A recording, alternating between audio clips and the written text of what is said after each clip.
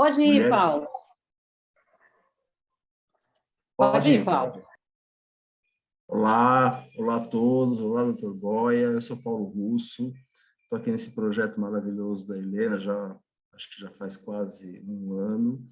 Estou cuidando, junto com a Cláudia, dessa etapa, né, dessa fase, que são as atividades interdisciplinares, né? Eu faço parte de uma associação aqui na região de Campinas, sou psicanalista, e estamos aqui para ajudar e colocar esse trem para andar a todo vapor. Essa é a ideia. Conte comigo no que for possível. Obrigada, Paulo. Doutor Boia, é um prazer tê-lo aqui com a gente, né? Eu diria que até é uma honra mesmo poder ter mais uma oportunidade, a gente já teve a oportunidade de ouvi-lo, né? E estar nesse encontro de novo e com todas as pessoas aqui presentes que fazem todo um movimento, né, doutor Boia, para estar aqui no sábado, né? Deixam seus familiares, enfim, para a gente discutir temas tão importantes, né? Tão iminentes, né? Então, agradecer a Helena por ter startado esse processo lindo, né? Esse projeto maravilhoso. Ela é a grande idealizadora disso, né? E com os parceiros de Moçambique, né, Helena? Porque começou aí. Bom, meu nome é Cláudia Ribeiro, eu sou psicanalista, eu atendo em consultório, faço supervisão, dou aula de psicanálise, sou coordenadora da clínica do projeto, né, tenho interesse em pesquisar, inclusive, como que essa clínica se dá, né, como acontecem os atendimentos, de que modo a psicanálise pode fazer uma escuta genuína, verdadeira, que possa ter até uma pretensão de diminuição, acho que, do sofrimento humano. Acho que é isso que a gente pensa, né? A gente pensa quando a gente escreve um texto, né, doutor Boyle, quando a gente atende na clínica, quando a gente dá uma aula, a nossa proposta é essa, né? É ajudar o humano, a gente, que também nós somos os primeiros ajudados, né? E ajudar quem a gente puder também, no seu autoconhecimento, na diminuição dos seus sofrimentos. É isso. E sem muitas delongas, né? Eu quero mais ouvir, estou aqui ansiosa, quero mais ouvir o Dr. Boy.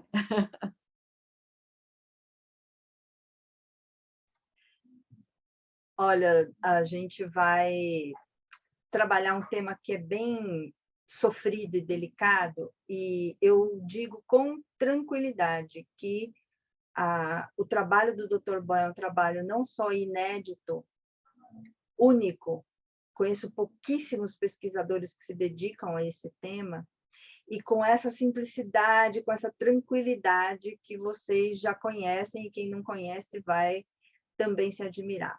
É uma honra e uma alegria estar com vocês. Esse é um projeto que fica em pé porque tem muitas mãos. Então, inclusive, esses laços africanos, estou vendo aqui a chegada de algumas pessoas que a gente sabe que, por conta da limitação da internet, não podem deixar o vídeo ligado, mas, assim, pessoas que estavam na parte presencial, em 2019, esse é um projeto longevo, né? A gente está no 3º ano dele, então estou vendo aí a Sheila, a Cândida, o Inácio, algumas pessoas que estavam lá quando a gente estava nas aulas na Associação dos Escritores de Moçambique, a gente fazia aula no auditório às sextas-feiras. Então, é uma alegria, espero que... E, assim, a gente está percebendo que, por conta das aulas ficarem gravadas, muita gente prefere assistir depois. Então, por isso eu acho precioso, quanto a gente puder aproveitar não só a fala, como também um espaço para perguntas, né, para valorizar quem está aqui. E quem depois for assistir, fica com as perguntas para fazer de um outro jeito. Então, a gente vê. Eu quero ver se o Dr. Boia quer projetar alguma coisa. Olha, eu vou colocar múltiplos participantes podem compartilhar, porque aí, se ele quiser compartilhar, já está autorizado. E E eu acho que esse assunto a gente ainda não tem pesquisa aqui no Brasil. E eu até tive uma reunião prévia com o Dr. Boia para a gente começar a pesquisar aqui, a gente começar a estudar juntos e poder não só entender melhor, como contribuir, fazer isso. Dr. Boia, se eu quiser compartilhar a tela, está autorizado, veja se dá certo, não sei se quer falar, então, seja muito bem-vindo, a palavra é sua. Obrigado, muito obrigado, Helena. Muito obrigado, colegas. Não vou compartilhar a tela. Penso que é melhor ser uma fala mais como é que se chama no Brasil? Um círculo de conversa, né? Sem... Roda de conversa, a gente fala, roda. Uma roda de conversa. Eu vou ver se consigo ter mais luz aqui onde eu estou sentado. Deixa eu ver. Ok. Acho que agora tem um bocado mais luz.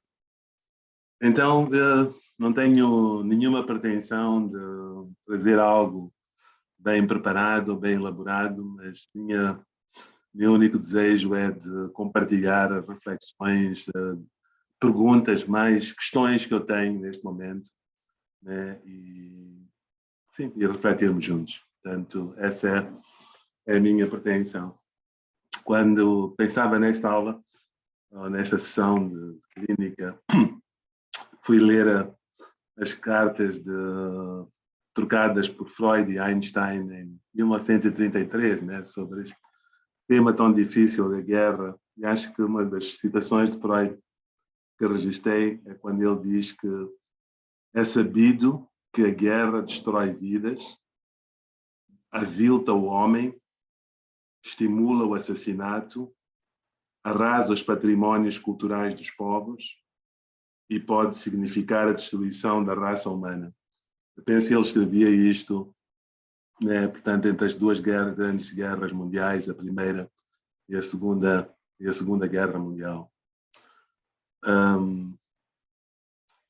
Quando leio esta correspondência, especificamente sobre a questão da guerra e da paz, leio no sentido de encontrar sentido, inspiração para o trabalho que estamos agora a fazer em Nampula. Nampula é uma província no norte de Moçambique, portanto, mais a norte de Nampula fica a província de Cabo Delgado, que separa Moçambique da Tanzânia. Então, a norte de Moçambique temos a Tanzânia e a Zâmbia. Ao oeste temos Malawi, África do Sul, Zimbábue, Suazilândia, e do lado leste temos o Oceano Índico. Talvez devesse ter trazido um mapa, mas penso que Moçambique está tão presente nestas nossas trocas que possivelmente já o mapa tenha sido visto e revisto aqui entre os colegas. Então o que acontece é que no norte de Moçambique, desde 2017, que há um conflito militar. Não está claro quais são as causas do conflito. Portanto, por um lado, as pessoas que estão se opondo ao governo, os chamados insurgentes, alegam questões religiosas. Portanto, sabemos que há uma população, 80% da população em Nampula, Cabo Delgado, é muçulmana. A convivência entre a população muçulmana, a população cristã e a população não cristã nem muçulmana, mas que acredita nos seus espíritos, nos seus antepassados e nas tradições dos seus antepassados, sempre viveu em paz, em harmonia. Portanto, tive há 2 semanas com alguns líderes religiosos muçulmanos, xiitas, sunis, e também esta corrente Swahili. Swahili é a língua que se fala, que liga desde Moçambique, do norte de Moçambique, subindo pela costa do Oceano Índico, passando por Tanzânia até Somália. Portanto, e eles dizem que a religião muçulmana não é responsável pela guerra em Moçambique, que não é nenhuma, que eles não são jihadistas, eles amam a paz, que nas madraças, que são as escolas religiosas deles, o Alcorão é ensinado a quem quer aprender, seja xiita, seja sunita, seja suaíli, seja cristão, como uma religião de paz. E, de facto, a coexistência entre os moçambicanos naquela zona foi uma coexistência até agora pacífica. Mas, neste momento, há um grupo que diz querer instalar algo como um Estado Islâmico, né? E estamos a falar de 859 mil moçambicanos que estão deslocados neste momento em Moçambique. Estamos a falar de 3.100 pessoas que foram assassinadas. Estamos a falar de atrocidades sérias que são cometidas diariamente. É muito difícil de encontrar significação para atrocidades que são cometidas. E então o desafio ao qual me coloquei e a equipa com a qual trabalho é de prestarmos apoio psicoterapêutico a as crianças e aos jovens que estão neste momento deslocados. Inicialmente pensamos em fazer o projeto na própria província de Cabo Delgado, onde está a decorrer o conflito, mas apercebemos rapidamente que não teríamos capacidade para fazer uma intervenção, né, num contexto de guerra, em que a segurança das pessoas não está garantida, em que a nossa segurança não está garantida.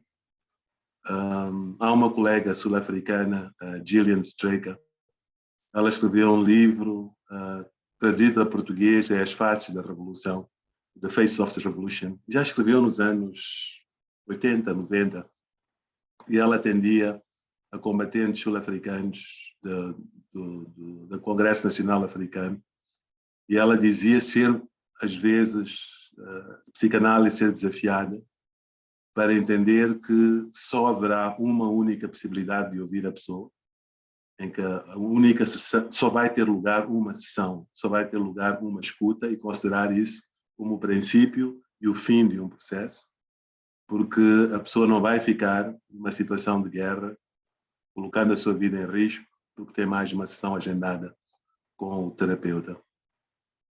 Feliz ou infelizmente, temos o luxo de poder escolher entre os grupos de pessoas que nós pretendemos ajudar, e nós achamos que nossa contribuição seria melhor dada se nós trabalhássemos com as pessoas deslocadas, mas na província onde eles estão deslocados, tanto que é um bocado mais a sul, e não, portanto, numa situação de guerra, né? E além de que, bom, sobre o ponto de vista, é uma decisão individual de cada colega, mas penso que quando trabalhamos em equipa, eu costumo sempre dizer, a nossa equipa, aos meus colegas, que se o analista não se consegue manter saudável, em vez de ajudar, ele pode, inclusive, tornar-se num encargo para as pessoas a quem ele quer ajudar. Então, compreendermos os limites da nossa intervenção, penso que é parte deste processo e é parte da vulnerabilidade que, afinal, compartilhamos com as pessoas que queremos ajudar. Aliás, a Cláudia dizia que, às vezes, somos os primeiros que beneficiamos deste processo de escuta. As questões que Cabo Delgado levanta são várias para o trabalho que pretendo fazer ou pretendemos fazer. Quando digo eu, estou-me a referir à Associação Reconstruindo a Esperança, que é uma associação moçambicana que trabalhou com crianças de soldado, ao qual também vou me referir um bocado, e que agora fez um consórcio com mais duas organizações, com uma organização e com uma universidade, porque na nossa intervenção anterior, com crianças ex-saudade, percebemos que, para além da escuta, elas necessitavam de uma intervenção estabilizadora, né? Portanto, como criar rotinas para as crianças saudade, poderem voltar à escola, poderem produzir a sua comida, poderem fazer atividades que beneficiassem as comunidades, porque as crianças saudade são vítimas, mas eles também foram perpetuadores da violência. E ao escolhermos trabalhar com as crianças saudade, colocava-se questões como por que as crianças saudade e não com as pessoas que eles vitimizaram. E decidimos no projeto que era importante haver uma atividade das crianças saudades, estavam no projeto terapêutico, uma atividade social de apoio às comunidades nas quais eles viviam. E porque percebemos nessa altura que nós estamos especializados, é o nosso domínio, trabalhar mais no domínio intrapsíquico, individual e intrapsíquico, mas que as feridas que a guerra cria ultrapassam este intrapsíquico, afetam o indivíduo ao nível social, ao nível material,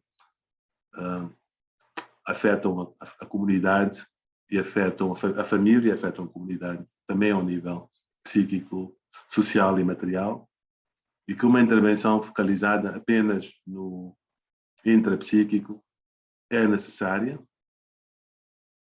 mas precisa de ser complementada por outras atividades. E nessa altura acabamos, nós como organização, nos envolvendo em algumas atividades que a posteriori verificamos que interferem com a nossa escuta, né? Quando assumimos outras funções, né? De decidir quem participa num grupo de autoajuda ou não, de decidir questões relacionadas, embora haja experiências em clínicas em que acreditamos que o problema dos nossos clientes é de não reconhecerem os recursos internos que eles têm e externos, e aí podemos, né, sessões de trabalho com grupos, explorar essas potencialidades que eles têm e eles próprios se transformarem em sujeitos da história deles. Só que na Ilha Josina Machel apercebemos que esse trabalho de descobrir as potencialidades que eles tinham, os recursos internos e externos que eles tinham, não era suficiente se não houvesse mesmo um apoio material. Então, neste momento temos uma equipa interdisciplinar, o que é bom, levando por aí todo um outro conjunto de desafios, começando por alguns colegas da sociologia, que trabalham a questão das descolonidades e que querem que se valorize o conhecimento local, o conhecimento indígena, e questionam a universalidade da psicanálise. E é um discurso necessário, né? O fazermos estes questionamentos.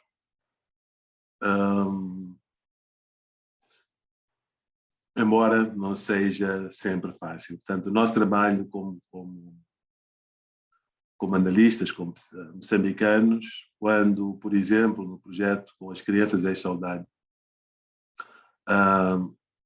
chegamos aos locais onde o projeto ia decorrer, portanto, que eram normalmente zonas rurais, de muito difícil acesso, onde se haviam constituído bases militares, portanto, refirma um conflito que teve lugar em Moçambique logo após o fim da Guerra Colonial e Independência de Moçambique, portanto, 1977 a 1992, quando chegamos em 94, já, portanto, no fim da guerra,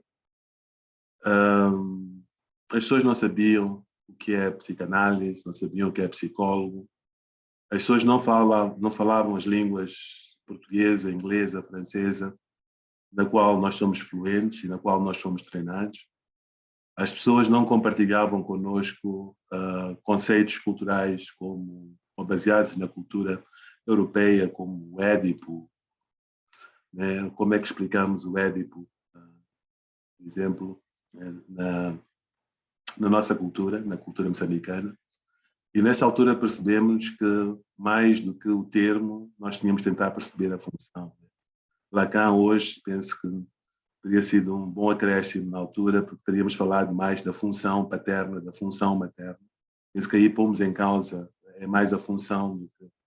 Então, e começamos neste processo, a fazer um processo de aprendizagem, um processo crítico, a perceber o que é que a psicanálise significa neste contexto cultural no qual nós vivemos. E agora é interessante que com a conversa da decolonialidade, né, se põe em causa também este nosso conhecimento como papel que as elites pós-coloniais praticamente mantiveram a narrativa colonial. Então, temos que fazer uma análise, né, sobre este ponto de vista. Temos que olhar para questões da nossa técnica também. Muitas vezes a escuta nos coloca numa posição assimétrica, né, em que o outro vem, o outro fala e nós ouvimos. Coloca o nosso sobrevivente, preferimos chamá-lo sobrevivente e não paciente ou vítima, porque o sobrevivente tem um traço ativo de alguém que sobreviveu, de alguém que tem capacidade, de alguém que tem recursos, né? Coloca-o numa situação em que muitas vezes aliás, começando primeiro quando alguns colegas tentam encontrar na personalidade pré-mórbida, portanto, antes da experiência, da exposição com o evento traumático, alguma predisposição, né, que pudesse ter levado a que ele fosse a vítima sobrevivente deste evento. Apercebemos que é importante, né, quebrar com esta abstinência, não perceber a abstinência como um não tomar um posicionamento em relação ao mal, em relação às arbitrariedades, às barbaridades. É importante dizer que eles são sobreviventes de barbaridades. E como Freud diz, a guerra, né, traz ao de cima as piores características da nossa civilização, do ser humano, de nós próprios. E é importante este posicionamento. Não quer dizer que num trabalho posterior não possamos percebermos de aspectos da personalidade que possam levar a um desfecho ou outro, porque no fundo a experiência é subjetiva, né? Cada um vive a sua história, a experiência traumática de maneira... Então iniciamos este processo, iniciamos também um processo de refletir, né? Primeiro resistimos aos pedidos dos nossos pacientes que vinham ter connosco e queriam respostas rápidas, queriam um alívio rápido ao sofrimento, né? E o ser capaz de manter a relação, o ser capaz de... é parte deste processo, desta escuta, mas apercebemos-nos que para alguns pacientes é importante que eles possam levar algo com eles, algo concreto para casa, né, para sustentar este processo. E foi quando começamos a pensar em técnicas da escola cognitivo-comportamental ou de outras escolas, né, como interromper, por exemplo, pensamentos intrusivos relacionados ao evento, né? E é possível interromper com técnicas bastante elementares, mesmo técnicas como pedir as pessoas para contarem 4 mais 4 são 8, 8, 16, 16 são 30. São 32, 32 são 64, 64 são... E com técnicas simples é possível darmos ao nosso cliente, né, uma bengala que lhe permita, né, lidar melhor com o sofrimento no intervalo das nossas sessões.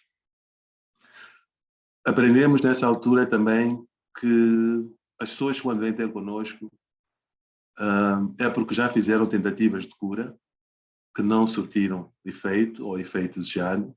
Se houvessem surtido, não viriam ter connosco.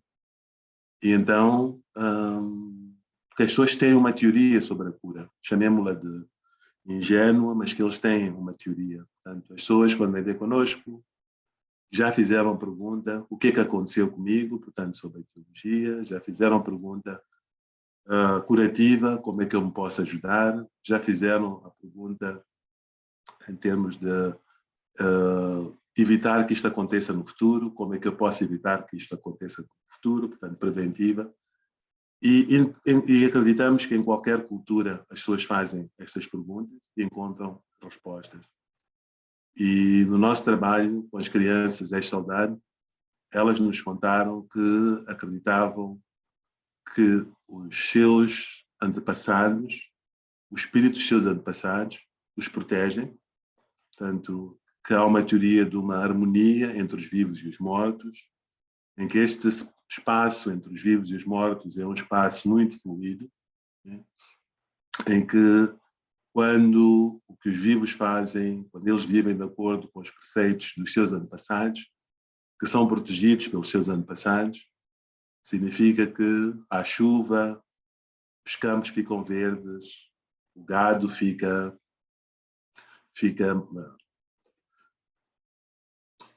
bem alimentado, saudável, as vacas dão leite, as crianças têm leite e estão saudáveis. Quando existe algo que quebra, portanto, esta relação entre os vivos e os mortos, quando os vivos fazem algo que desagrada aos mortos, então eles perdem a proteção dos mortos. É quando surge a guerra, é quando surgem as doenças, é quando surge. E também tem os seus rituais de cura, né, de prevenção. Tem rituais através dos quais eles falam com os seus antepassados para saber o que foi feito de errado, como repor a normalidade. Tem especialistas de cura, que penso que no Brasil se chamariam mais de xamãs, curandeiros, praticantes de medicina tradicional. Então, tivemos nesta escuta, neste trabalho, com esta vivência com os nossos pacientes, que aprender, né, destas suas tentativas de cura, das tentativas de cura que haviam surtido efeito, das que haviam surtido menos efeito, e tentar perceber, né, como é que elas funcionam, né, a nível intrapsíquico. Percebemos que muitas destas tentativas de cura ou formas de cura estão ligadas com a repressão, né, apoiam, portanto, a repressão da memória traumática, por várias razões, né? Uma das razões é que eles acreditam que a reintegração das pessoas que cometeram atrocidades na comunidade se deve fazer através de ritos de passagem, através dos quais as pessoas voltem a ser aquilo que eram antes da sua exposição à experiência traumática. E penso que é o medo que conhecemos, né? Quando em qualquer outra sociedade, quando o nosso irmão, quando a nossa esposa, o nosso esposo vai para o exército, no exército é obrigado, aceita matar, aceita eliminar vidas, e depois ele volta para viver connosco, e nós queremos que ele volte a ser o nosso irmão, nossa esposa, o nosso esposo. O exército tem rituais de retirar a farda, retirar as armas e agradecer pelo serviço prestado e voltar a reintegrar o cidadão como cidadão normal nas suas comunidades. E estas nossas comunidades também têm estes rituais. Por exemplo, tem um ritual de purificação, que é um ritual que permite que pessoas que participaram em guerras, praticaram atrocidades, que têm as mãos simbolicamente cobertas com sangue, possam, portanto, voltar a ser aqueles camponeses que eram antes da guerra. Mas há aspectos da experiência que não, pela gravidade da situação vivida, são dificilmente integráveis, né, e tornam a ressurgir, né, e quando surgem, muitas vezes, porque a terapia tradicional não é considerada como um processo, mas mais como um evento único, e a pessoa, depois daquele evento, depois daquele ritual de purificação, transformou-se numa nova pessoa, ou voltou a ser a pessoa que era antes, né? Mas a pessoa vai ter sonhos recorrentes, né? Vai ter dificuldades em dormir, porque a experiência que sofreu, ela mobilizou muito sofrimento, muita energia psíquica, traz consigo o medo, por exemplo, em poder confiar em si próprio, de poder confiar nos outros. Portanto, a pessoa não quer dormir, porque quando dorme é assaltado pelos pesadelos e desperta, porque sonha com o que aconteceu. Aí o médico tradicional diria que o tratamento não funcionou e, portanto, tem que fazer um novo tratamento, né? E a nossa colaboração com eles foi o de percebermos o processo da cura destas feridas psíquicas como um processo, né, no qual nós podíamos, com a nossa escuta, participar. E então criamos uma base de trabalho com eles. Hoje, né, estamos perante uma população no norte do país que sofre atrocidades. Estamos novamente perante o fenómeno de jovens, de crianças que pegam em armas e desafiam a ordem instalada. Sabemos do trabalho com sobreviventes da violência sexual, que os perpetuadores, muitas vezes, não se ficam apenas por aquela única vítima, que é grande parte de nós, os colegas, preferimos trabalhar com os sobreviventes da violência sexual. Poucos pensamos em trabalhar com os possíveis, potenciais perpetuadores, que seria uma experiência interessante, né? Porque provavelmente pouparíamos o sofrimento às vítimas, que eles irão depois, com a sua atividade, fazer. Em Berlim havia um projeto lindo no Hospital Charité, que eles escreviam nos autocarros, nos comboios, etc., a quem tu pedes ajuda quando tu sentes que gostas de crianças um pouco mais daquilo que tu deverias gostar.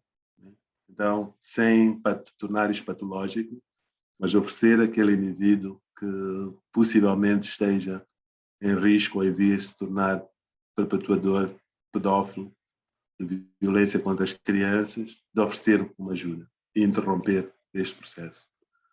Para nós coloca essa questão, trago esta reflexão à tona, porque coloca essa questão, tendo o acesso que nós temos agora a jovens, né, de idade de 16 a 18 anos, haverá algo que possamos fazer com jovens que aceitem participar na nossa escuta, no nosso projeto terapêutico, para evitar ou reduzir a probabilidade de eles aderirem à insurgência. Que reflexões podemos fazer dentro da nossa disciplina a perceber que tipo de personalidades ou núcleos da personalidade que se tornam tão rígidos e tão poucos dialogantes, né, e que levam as pessoas a este tipo de atitudes extremas. Claro que precisamos de ajuda para perceber fatores de ordem política, social, e como é que elas, né, são vividas subjetivamente pelo indivíduo. Então, nesta colaboração multidisciplinar, esperamos perceber, ajudar a perceber, mas é um dos desafios que nós temos agora para a nossa intervenção. No trabalho com as crianças ex-saudade, nós encontramos que quando os conflitos, como o caso de Moçambique, decorrem por períodos longos, no caso de Moçambique, como eu disse, foram 16, 17 anos de conflito, tivemos gerações de crianças que nasceram durante o conflito, onde a violência é normalizada, onde a violência militar é normalizada. Aquele que mata o outro é o que tem maior probabilidade de sobreviver. Aquele que rouba comida é aquele que vai se alimentar, né? E aí encontramos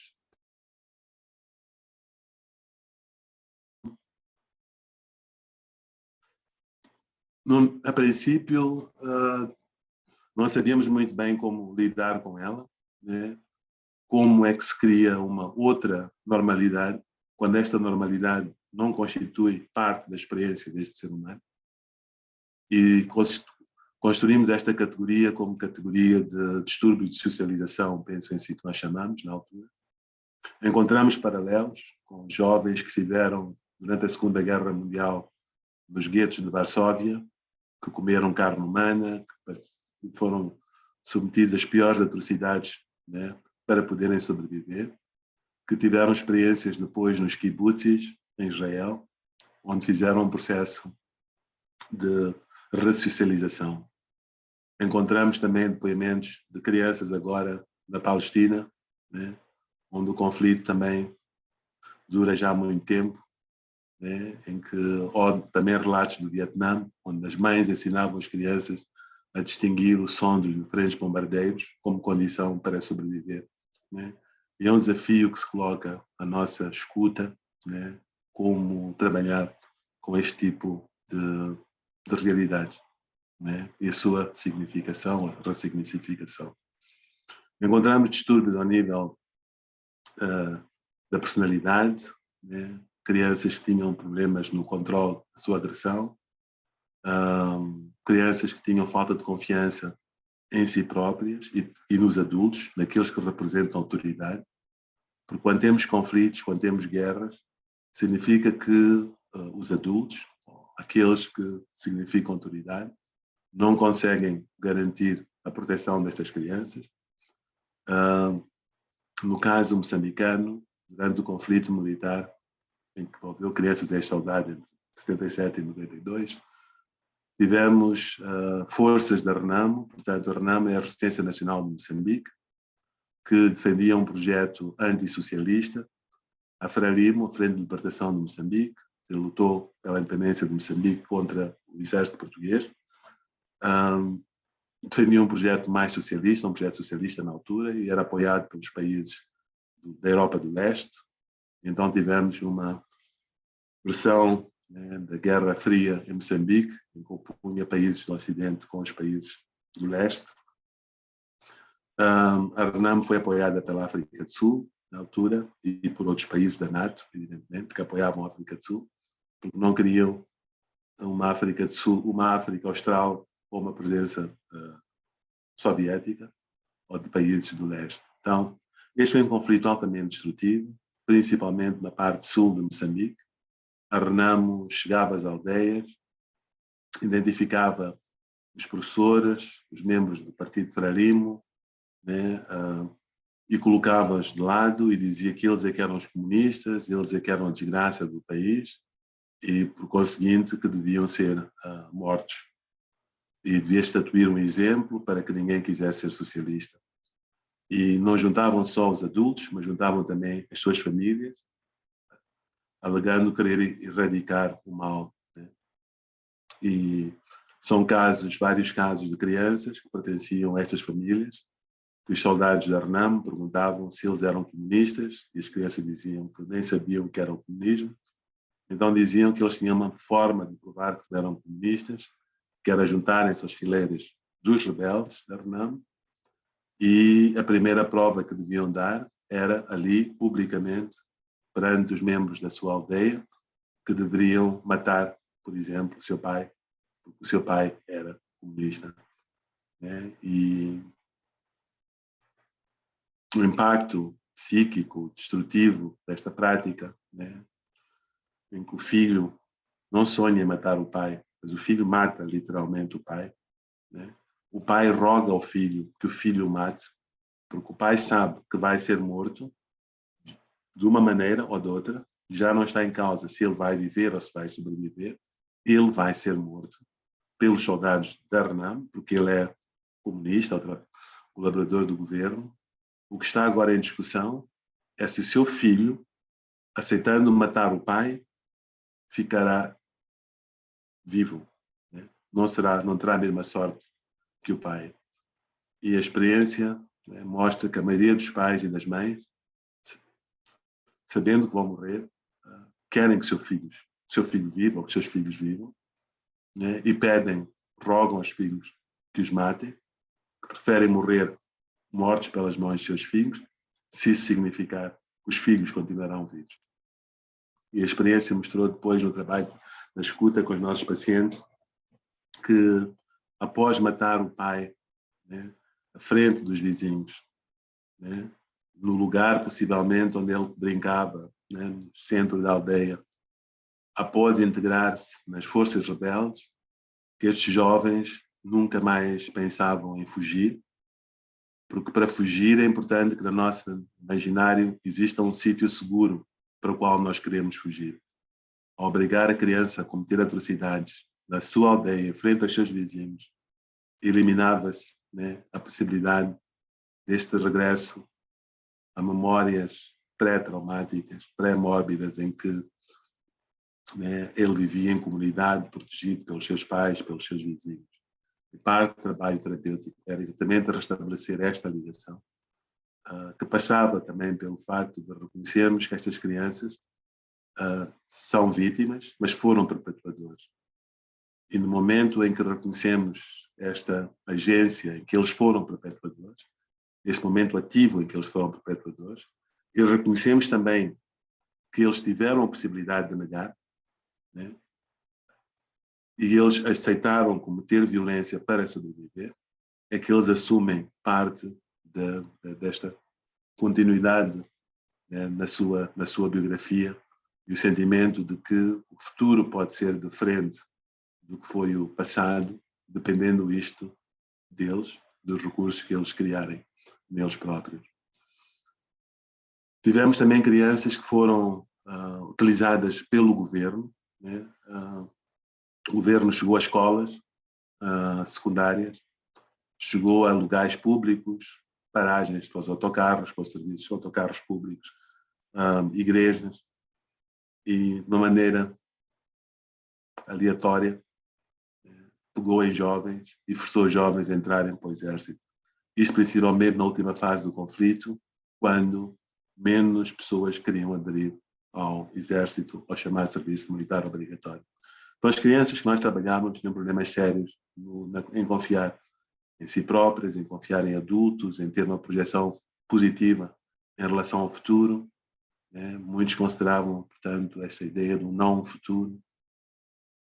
Tinham problemas ao nível cognitivo, que isso foi uma parte do trabalho que nós fizemos ao querer integrá-los em escolas, em atividades profissionais, que uma maneira de discriminar estas crianças era dizer que elas não têm o mesmo nível cognitivo, as mesmas habilidades que as crianças normais, que não foram para a guerra. Tanto o medo que a criança saudade, que cometeu atrocidades, pudesse contaminar as nossas crianças puras que não foram para a guerra. Então, olhamos para isto e percebemos que estas crianças saudade têm capacidades cognitivas, têm habilidades, como, por exemplo, com os olhos tapados, com lenço, são capazes de montar e desmontar uma Kalashnikov em 90 segundos, em 120 segundos, não sei, que possivelmente poucos de nós o possam fazer, muito menos o professor de matemática ou de física que chamava o outro de ignorante. Mas claro que quando fazia exercícios da álgebra e outros exercícios de habilidades, conhecimentos são aprendidos em situação de escola, que eles não tinham este conhecimento. Mas que isto era devido ao facto de não haverem participado nas aulas. Mas também apercebemos que o adulto professor, né, durante a guerra, quando se cruzava com uma criança saudade, ele tinha que fugir pela sua vida, porque a criança tinha uma arma e com a arma tinha um poder de vida ou de morte sobre o professor. E queríamos criar normalidade, colocando este professor outra vez na sua função como professor a dar aulas a uma criança da qual ele tinha medo, da qual ele fugia, se cruzasse com ela, como durante a guerra. Isto implicava também, portanto, um trabalho com o professor para ele entender a sua impotência em uma situação de guerra, em que a sua integridade física e psíquica é colocada em risco, e por reconstituir esta confiança nele próprio e esta capacidade dele de assumir a sua função, que passava, em alguns momentos, por esta tentativa de evitar uma confrontação com estas crianças que, outrora, foram saudadas. Mas é verdade que, ao nível das premissas secundárias da inteligência, como concentração, como flashbacks, portanto, que seriam quando temos estímulos que estão associados à experiência traumática, que os jovens reagiam como se estivessem na situação traumática. Portanto, havia um reviver da experiência traumática e que implicava alguma tensão. Encontramos problemas psicossomáticos, que era muito mais fácil para as crianças dizerem para nós que doía a barriga, que doía a cabeça. Atrás dessa dor de barriga, atrás dessa dor de cabeça, escondiam-se insónias, escondiam-se pesadelos, né? Mas o falar de doenças ao nível somático, corporal, né, é mais aceitável culturalmente do que falar de questões psíquicas, que se incorre no risco da pessoa ser considerada de doente mental, e a pessoa não quer ser considerada de doente mental. Encontramos também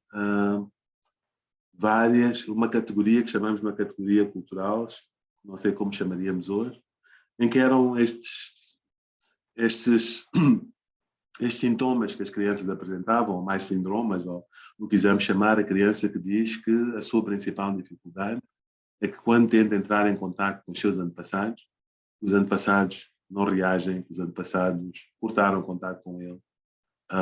Ou também a criança que está numa sessão de terapia e que perguntamos, fizemos uma anamnese mais ou menos, pensamos conhecer mais ou menos a sua história, né, que nos disse que o pai morreu, na sessão seguinte diz que falou com o pai, e a primeira coisa que pensamos, ok, isto é algo psicótico, o que está a acontecer aqui, e a criança nos explica que na sua cultura, né, é possível falar com os antepassados, é possível falar com os espíritos, que há cerimónias próprias para falar com os espíritos, e quem somos nós para dizer que isto é psicótico?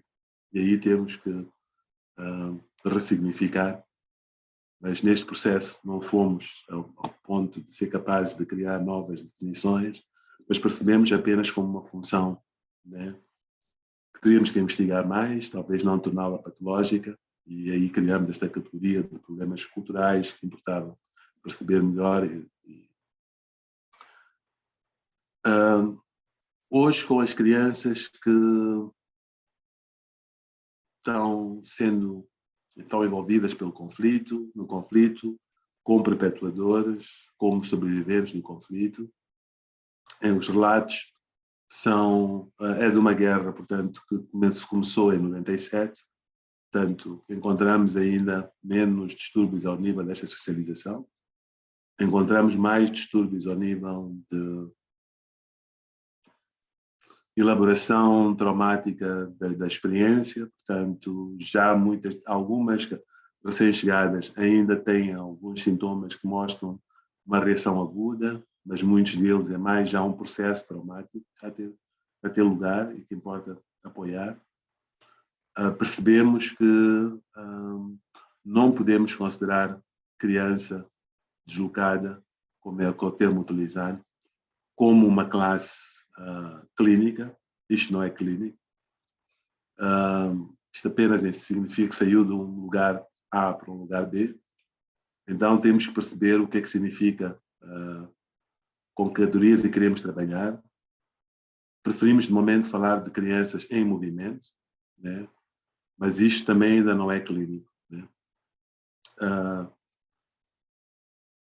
Acho que há um trabalho de um colega, penso que é holandês, que viveu bastante em Berlim, que Hans Keilson, que ele criou uma teoria em que ele fala de fases no processo da exposição aos eventos traumáticos. Keilson estudou, por exemplo, com crianças judias que seus pais, quando se aperceberam da possibilidade de Hitler tomar o poder, acharam que podia haver um perigo, e se houvesse um perigo, o que eles deveriam fazer para lidar com isso. Então, Keilson dividiu em 3 fases. A primeira fase seria a fase que antecedeu a subida de Hitler ao poder.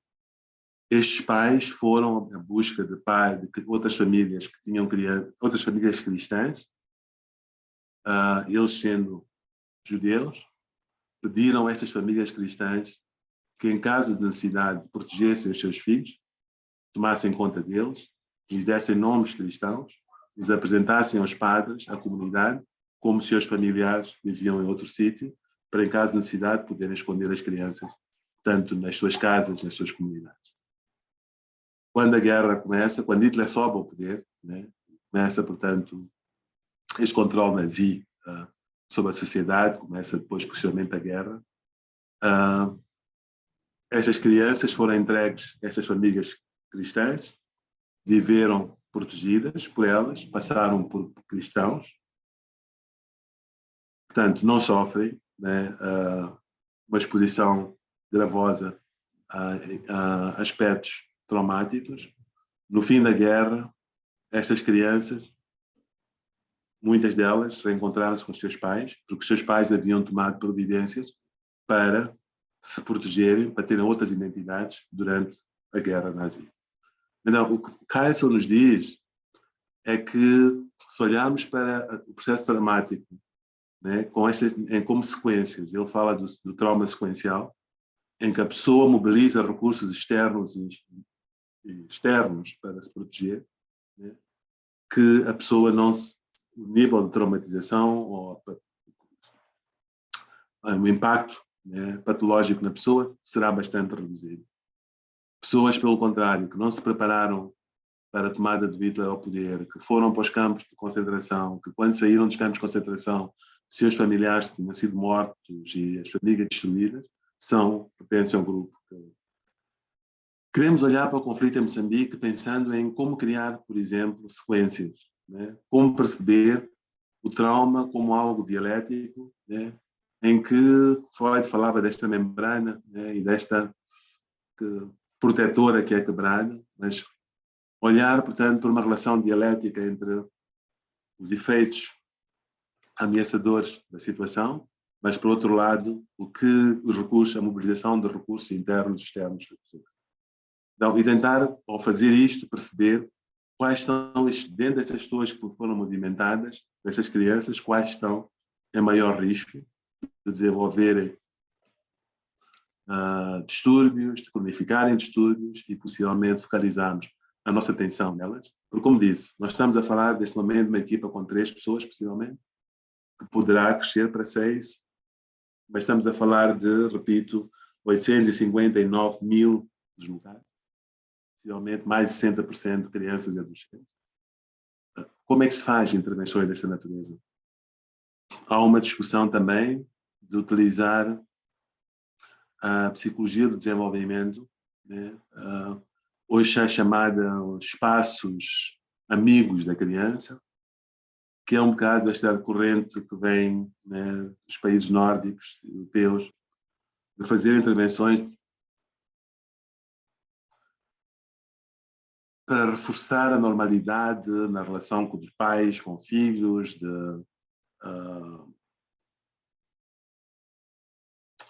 portanto, acreditando que quantos mais recursos internos são criados na criança, maior será a sua capacidade de lidar com experiências ameaçadoras, né, que venham, tanto internas ou externas, né? Que é um bocado a pergunta que é feita, penso que na Suécia, porque que para conduzir uma bicicleta as pessoas têm que fazer uma carta de condução, um teste, né, para provarem que conhecem as normas de tráfego, mas para ter um filho ninguém nos pede nenhuma que mostremos algum certificado como se todos nós pudéssemos ser pais e pudéssemos ser mães, né? Então a proposta deles é de as pessoas que eles nem chamam de pais, que as mães é que vão ter o filho, mas eles dizem que a família vai ter o filho, pai e mãe, e ambos se devem preparar para ter o filho. Então este tipo de maneiras de lidar com a infância começam também a chegar em Moçambique. E há uma proposta de fazer espaços amigos da criança, em que se lidam com diferentes temas, né, mas com o objetivo de estabilizar, de dar à criança um sentimento de pertença a um grupo, dar um espaço para a criança brincar, e através do brincar poder exprimir conflitos que tenha, internos, externos. E isto, como observação feita por psicólogos, poderia ser uma forma de fazermos uma triagem, portanto, fazermos um trabalho. Mas isto seria apenas para crianças dos 6 aos anos, possivelmente, aos 14 anos, né? E o que faríamos com as crianças dos 0 aos 6, precisamente de trabalhar com os pais, para que eles fizessem isto com as suas crianças, mas também treinando os pais para que eles possam, né, identificar o que seriam distúrbios que necessitariam de um atendimento mais especializado. Então, penso que já falei quase que 1 hora. Estes são desafios, como bem, são reflexões que tenho, não só reflexões, como vou dizer, algo já elaborado, algo já, portanto, mas são reflexões que estão, portanto, neste momento a ter lugar. Portanto, como é que podemos trabalhar, então, se no norte de Moçambique não teremos tanto os médicos tradicionais, ou os xamãs, como é que podemos trabalhar com as técnicas de cura da religião muçulmana? Existem? Quais são? Né? Como é que podemos mobilizar, trabalhar com líderes religiosos muçulmanos que não querem que a religião muçulmana seja vista como uma religião que promove a guerra? Como é que podemos prevenir que jovens se juntem ao extremismo islâmico ou outra religioso ou de outra postura? Né? Como é que podemos intervir em situações em que a capacidade que nós temos, os métodos que nós temos, né, parecem ínfimos quando se trata de, repito, centenas de milhares de pessoas e num país com bastantes limitações.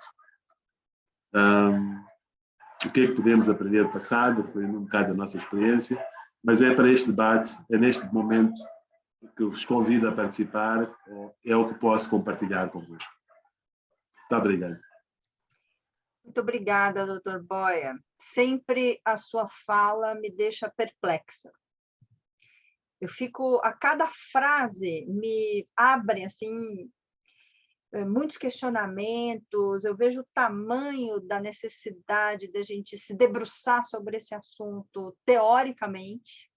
Eu sinto falta, então, a própria questão do trauma, né? A gente está trabalhando além do princípio do prazer, em que ele trabalha a questão das neuroses traumáticas, de guerra, os sonhos das pessoas que voltam. Ao mesmo tempo, um paralelo com essa questão da pandemia, em que é uma guerra também.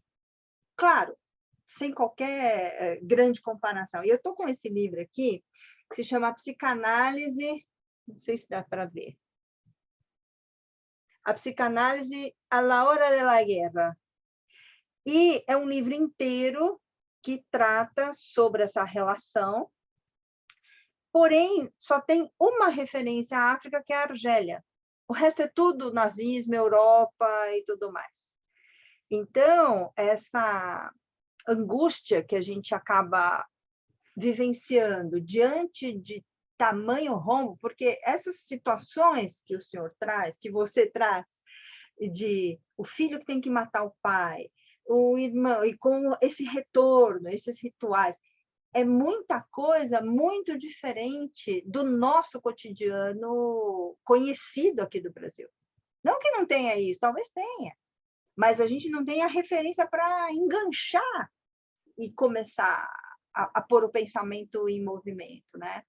Então, quero agradecer demais a sua contribuição, colocar os brasileiros que estão aqui para pensar junto, os moçambicanos que estão aí para entrar em contato mais próximo também com esse tema. E vou passar para o Paulo, que tem um comentário, que tem comentários a fazer. A Cláudia vai cuidar ali da parte do chat. Mas muito obrigada, doutor Boia. Olha, doutor Boia, não é sempre que eu fico emocionado, mas hoje realmente me tocou demais. Essa apresentação me fez pensar muito, refletir muito, né? Foi absolutamente surpreendente o impacto dessa sua exposição.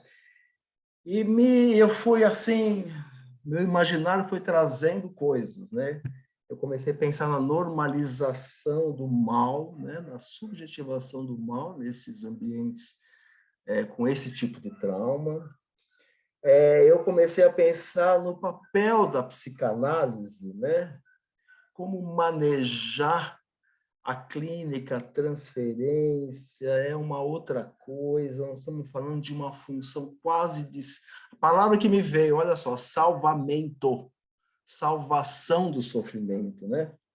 Aí você falou da cura do trauma, dos efeitos do trauma, dessa discussão tão controversa sobre isso no meio acadêmico da psicanálise, e me veio uma história do Lacan, daquela famosa paciente dele que ficou num campo de concentração, estava anos com ele, e ela, trabalhando o trauma dela, num sonho que ela trouxe, onde ela lembra 5 horas da manhã, um sofrimento horroroso, e o Lacan lembra 5 horas da manhã, é quando a Gestapo ia buscar os judeus, e ela começa a de fato viver aquele sofrimento, ele, numa atitude inusitada, né, ele vai e toca o rosto dela e fala Gestapo, e faz um carinho, e 40 anos depois ela dá uma entrevista e fala, a dor continua, mas essa simbolização de um toque de amor parece que fez um contraponto. Eu acho que é disso que você está falando, de um papel da psicanálise com esse tipo de situação, né? Que nós estamos falando de uma outra coisa aqui. E eu imagino que é uma lição, né? Porque, embora o Brasil não tenha, de fato, isso, mas a gente sabe que no morro, nas favelas, o que acontece é quase uma guerra civil. Então, acho que a psicanálise precisa ir ao encontro dessas pessoas, sair da clínica e ir aos espaços públicos. Enfim, eu não tenho uma conclusão na minha fala, mas todas essas coisas é para discussão. Eu estou absolutamente, assim, muito tocado com isso. Então, já me ofereço para participar de coisas relativas a essa abordagem, né? Eu me interessaria muito de participar nesse tipo de projeto de ajuda a essa população. É isso. Paulo, muito interessante. Eu também queria falar para o Dr. Boia que fiquei também muito emocionada, acho que como a maioria dos colegas, de ver tamanho sofrimento e de como a psicanálise ela vai se adequando de acordo com o contexto e o coletivo, né, Dr. Boia? A gente aqui no Brasil, a gente tem alguns coletivos onde a psicanálise vai atender nas ruas. A psicanálise se move para atender aquele que precisa dizer, e a gente no papel de que faz a escuta, né? Além muros, né, doutor Boia? É isso, além muros, além dos muros do consultório, a gente vai pensando, e a psicanálise tem se movimentado nesse sentido. Eu acho que um exemplo disso é o nosso próprio encontro aqui, né? Esse encontro maravilhoso de estar além fronteiras. A gente está falando cada um de uma realidade e muitas vezes de um sofrimento tão parecido, não exatamente igual, mas o que é, né? Como mensurar, né, doutor Boia, o sofrimento? Então, qual é o nosso papel? Eu achei muito lindo quando com todas as dificuldades multidisciplinares, né, que você disse, poder acolher o diverso, que pensa diferente, o antropólogo, o sociólogo, o psicanalista que está ali, mas num ponto em comum, que é poder fazer escuta e ajudar de alguma maneira a aplacar ou pelo menos diminuir o sofrimento dessas crianças. Doutora Boia, eu vou passar aqui para algumas colocações aqui do chat, né? A Cândida, deixa eu ver se a Cândida estava com problema de internet. Não, ela está aqui. Cândida, você quer falar ou leio aqui a sua colocação? Que é a primeira colocação do chat é da Cândida, falando dos ritos de passagem e da aproximação. Eu vou ler aqui. Se quiser abrir o microfone, pode abrir, tá, Cândida? Não? Então vamos. Ritos de passagem. E nas comunidades, os médicos tradicionais ocupam um lugar privilegiado em comparação ao psicólogo, que muitos nem sabem o que fazem. Por isso, sou da opinião que os psicólogos, médicos psiquiatras, entre outros, devem estabelecer uma parceria e um diálogo e colaboração constante com os médicos tradicionais. Né? Foi um posicionamento da Cândida aqui no sentido da aproximação. Isso acontece, doutor Boia, como que se dá essa aproximação? Se puder falar um pouco, como que se dá essa aproximação e se existe esse espaço? Bom,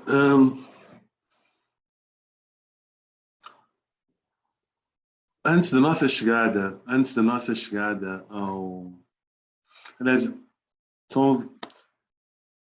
da nossa chegada à zona do projeto, nestes projetos como é que chama? Além Muros? Como é que chamou? Além Muros, sim?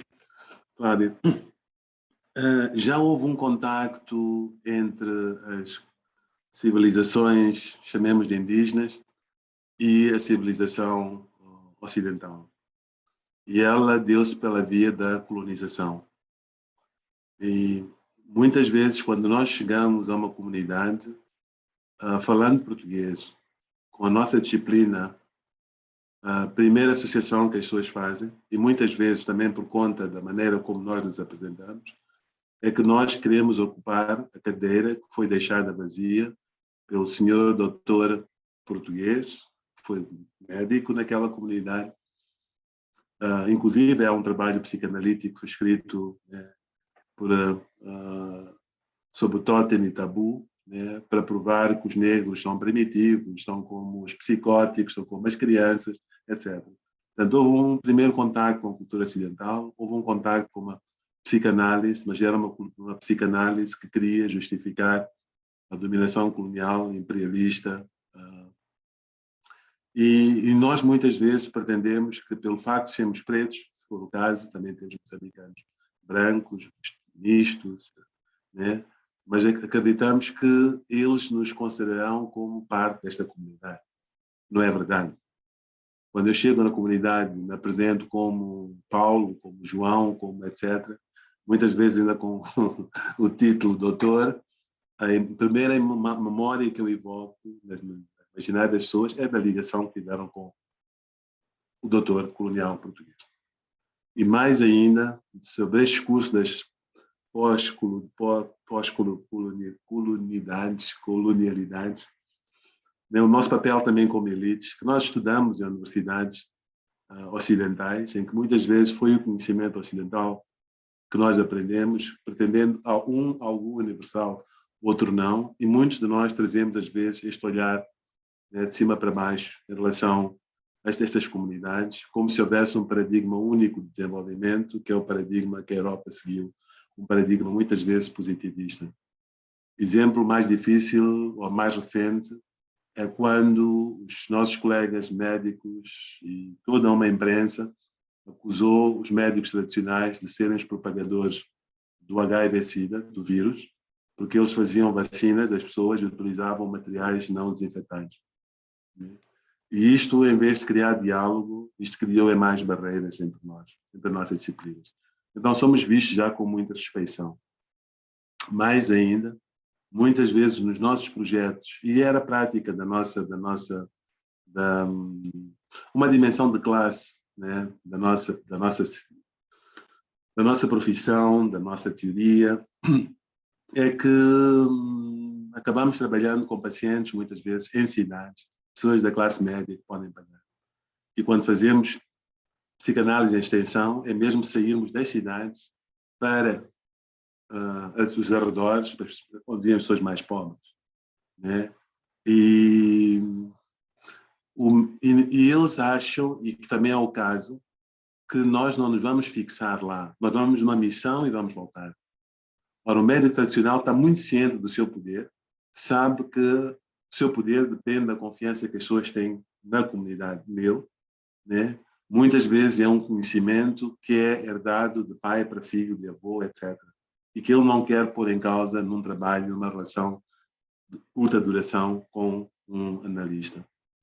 Por exemplo, nós pensávamos, quando iniciamos o projeto, que era, em nome desta abstinência,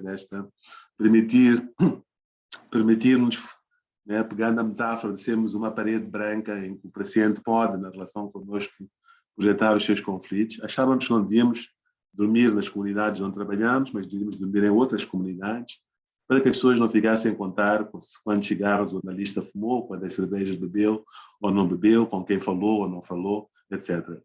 E foi um esforço bastante grande para nós fazer este movimento vai e vem, mas devido às cheias, a problemas de transibilidade, acabamos fixando na aldeia. E foi curioso, nós estávamos bastante reservados, contidos, acredito, e é um momento em que um paciente vem e diz: eu agora quero ter sessões convosco, porque agora eu confio em vocês, continuo a não saber, na minha língua xangane, é uma língua banto, como é que se diz terapeuta, muito menos psicanalista, muito menos psicólogo clínico, mas vocês agora transformaram-se em vizinhos, são membros da minha comunidade, e por serem membros da minha comunidade, eu confio em vocês. A confiança que eu tenho em vós é, às vezes, superior a que eu teria no irmão, porque em caso de necessidade, batemos a porta do vizinho, né? E o nosso vizinho está para nós. Não percebemos ainda a implicação que isto tem para o nosso trabalho terapêutico, teremos que aprofundar, né? Mas foi um momento de aceitação da comunidade, né?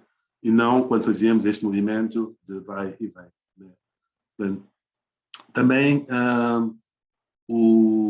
acredito que, como acontece quando trabalhamos em consultórios, muitas vezes a melhor publicidade que é feita dos nossos trabalhos é aquela que é feita pelos nossos pacientes, que recomendam-nos a outro familiar, a um amigo, né, que vai ter com aquele colega que ele ajudou-me, ele é um bom analista, ele é um bom. Isto aconteceu, portanto, com os nossos pacientes, que eles vinham e narravam-nos sobre o seu sofrimento, sobre as experiências que haviam tido, sobre a forma como estavam a elaborar. E em alguns momentos, por exemplo, os nossos pacientes, as crianças saudáveis, seus familiares, diziam que, e na família decidimos que vai haver agora uma sessão com um médico tradicional, ou com um xamã, ou com um curandeiro. E nós perguntávamos, né, é possível, permite-nos, pode perguntar à sua família, pode perguntar ao curandeiro, se nós podemos assistir, também, de certa maneira, estamos relacionados consigo, e mas não impomos a nossa presença, estaríamos lá apenas para aprender, para assistir. E começaram a convidar-nos para algumas sessões, né? Foi importante para nós criar metáforas, né? Por exemplo, pegávamos uma folha de uma mangueira, de um cajueiro, uma folha verde, e dizíamos que trauma para nós é como esta metáfora, é uma quebra na continuidade da vida, né? Quer dizer, vamos tentar juntar as duas partes, talvez cresçam juntas, deixará uma cicatriz. O que é para vocês uma experiência traumática? E entrávamos em trocas com eles. Aqui aprendíamos como eles trabalhavam, né? Eles têm tratamentos como em que o curandeiro, o xamã, se transforma num médium, e como o médium permite que os antepassados mortos possam falar com este paciente vivo, reconstroem a história do que aconteceu, um processo similar ao que chamaríamos de processo catarsis, mas termina de uma maneira diferente, em que eles dizem ao paciente o que aconteceu, pode ter sido forçado a matar, a cometer atrocidades, mas é necessário uma reparação, e essa reparação deve acontecer no mundo real, não no intrapsíquico ou na relação com estes antepassados. Tens que fazer este ritual, por exemplo, ir à procura da minha família e dizer que tu és a pessoa que cometeu atrocidades, pedir perdão, pedir para ficares a viver com eles 6 meses e trabalhares para eles, e etc. Algo que, possivelmente, nós, na nossa disciplina, temos muita dificuldade, temos muito tempo, né? Aqui acontecem por fenómenos que, de imediato, são transpostos para o mundo real. Imaginem o impacto de alguém que matou o pai de uma outra criança, ou o marido de uma senhora, dizer que eu é que matei, olho no olho, peço desculpas, peço que me aceite na casa da pessoa que eu matei, que eu vou trabalhar para vocês durante 6 meses, quero, etc. Então, são processos que, de facto, exigem muita mais investigação e conhecimento do nosso lado, né, para percebermos como estes processos funcionam, mas, indiscutivelmente, temos muito que aprender dos dois lados, mas também encontraremos muitas barreiras, muitas resistências, muitas suspeições. E é importante uma análise. Os colegas estão aqui na formação, eu penso que a análise didática, né, ela deve ter lugar, né, que alguns colegas psicólogos da minha equipa começaram a entrar em processos meio psicóticos, né, neste trabalho, possivelmente com projeções que vêm penso que da religião católica, né, cristianismo, que inclusive levou a caixa as bruxas e iluminismo, né, e que algumas pessoas olham já com certo medo, com certa apreensão ao praticar medicina tradicional como alguém que tenha poderes sobrenaturais, etc. Então, penso que, indiscutivelmente, a história da psicanálise em Moçambique, ousaria eu dizer, vai se dar na relação com estas culturas, com estas crenças, que é onde, de facto, ocorre a vida normal da maioria dos africanos e como temos que lidar com essa realidade. Sim, nossa, Deixa eu só falar uma coisinha, Cláudia. Claro. Quando eu estive em Moçambique pela primeira vez, Dr. Boia, em 2015, tinha uma associação dos praticantes de medicina tradicional, que a Graça era a coordenadora. E fiz uma reunião lá no Ministério da Saúde, porque o meu tema, na época, era o trabalho com as grávidas com SIDA e os órfãos da SIDA. E queria entender o que era feito, porque era evidente que as pessoas procuravam primeiro e prioritariamente o tradicional. E foi um desastre o encontro no começo, porque ninguém queria nem me escutar. Eu começava a falar as pessoas assim, morrendo de tédio, olhando para um lado, para o outro, até que essa coordenadora, a Graça, olhou para mim e viu que eu estava aflitíssima e falou assim, quer uma ajuda? Falei, quero. Ela levantou e começou a cantar. Ela fez um canto que todo mundo cantou e bateu palma e tal. A partir dali, começaram a falar e me escutar. Então, porque o meu objetivo era justamente pensar essa ponte da medicina, da enfermagem, sem ser a ponte de catequese, sem ser uma ponte colonialista, que assim, não, nós médicos temos a verdade e o tradicional será tão melhor quanto melhor ele nos obedecer, porque era essa a regra no momento. Então, eu trabalhei isso, a Metramo, a Associação de Médicos Tradicionais de Moçambique. Essa ponte a ser feita justamente na área de SIDA e justamente com as gestantes que estavam sendo atendidas, ela foi uma ponte, na época, pequena, mas eficaz, porque os profissionais ocidentais começaram a escutar de outro jeito. Porque o que o tradicional tem? Ele tem a honra da família.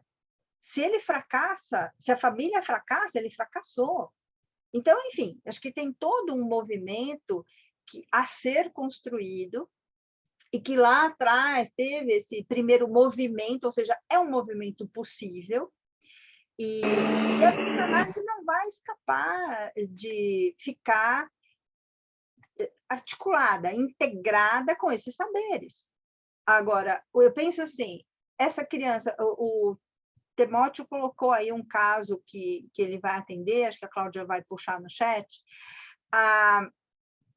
com quem acontece a transferência quando a gente está atendendo uma criança que passou por esse trauma, né?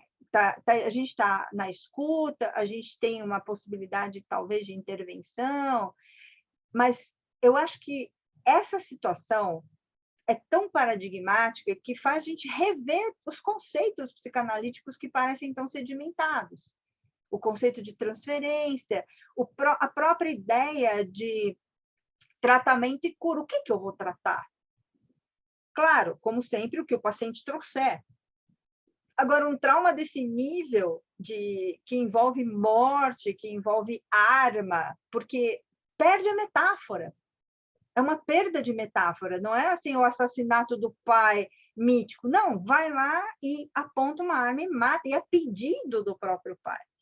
Então, me parece que quando a gente vai se debruçar nesse tema, puxa todos os outros. Eu faço a metáfora do Christian Dunker, que a psicanálise tem como se fosse um sistema solar.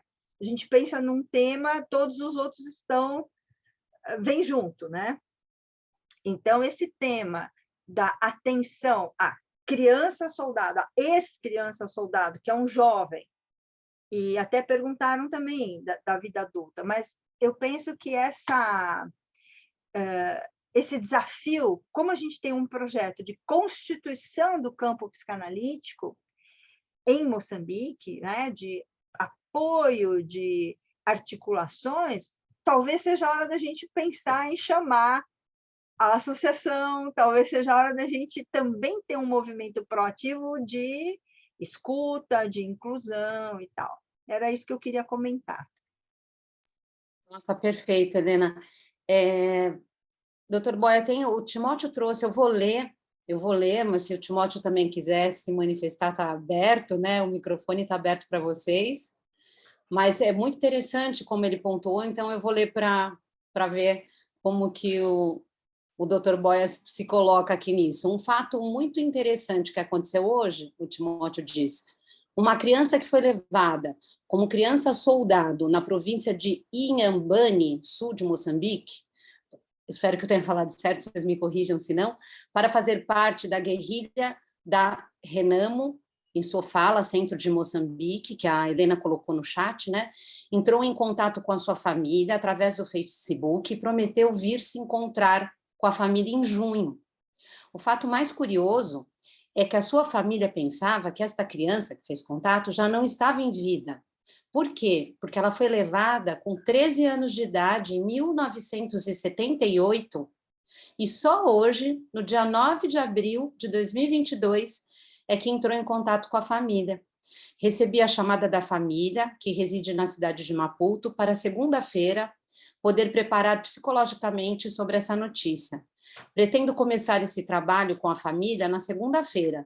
Portanto, gostaria de saber do Dr. Boia como começar com a intervenção, visto que a própria ex-criança soldado ainda não está presente?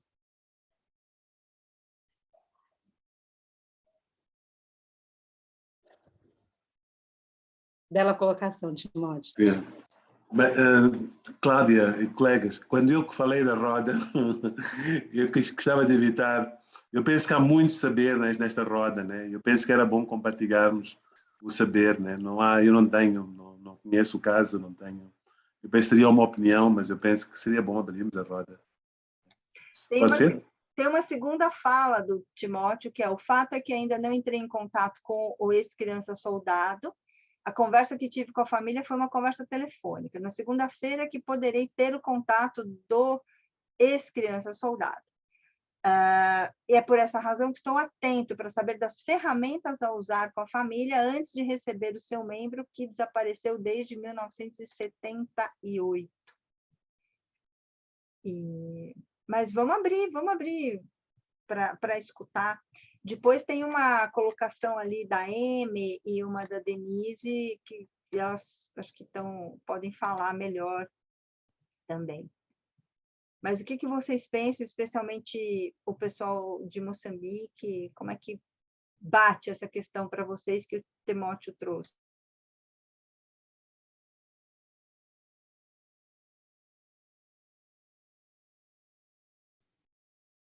Boa tarde.